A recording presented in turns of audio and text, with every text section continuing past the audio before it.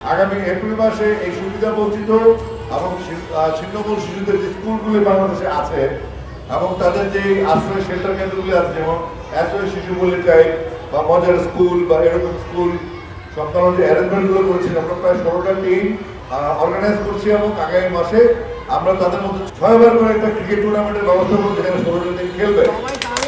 অর্থাৎ আমাদের দেশের ক্রিকেট থেকে আমাদের সুবিধা বঞ্চিত শিশুরা বাদ যাবে না। আমরা শিশুদের মধ্যে ক্রিকেটের স্পিরিটটা ছড়িয়ে দিতে চাই এবং বাংলাদেশের লাখো সুবিধা বঞ্চিত শিশুরা যারা আমাদের ভবিষ্যৎ, তারা ভবিষ্যতে বাংলাদেশের নাগরিক হিসেবে, সুনাগরিক হিসেবে বাংলাদেশের উন্নয়নে সহযোগী হবে এবং তাদের মধ্যে আমরা ক্রিকেটের মাধ্যমে ডিসিপ্লিন ছড়িয়ে দিতে চাই, মূল ধারায় তাদেরকে সম্পৃক্ত করতে চাই। তারা যেন তাদেরকে ছোট না হবে, তারাও বাংলাদেশের নাগরিক, তারাও বাংলাদেশের শিশু, বাংলাদেশের সমস্ত কিছুর উপর তাদের সম অধিকার আছে। তাদের অধিকার নিশ্চিত করা আমাদের মতো মানুষদের কাজ।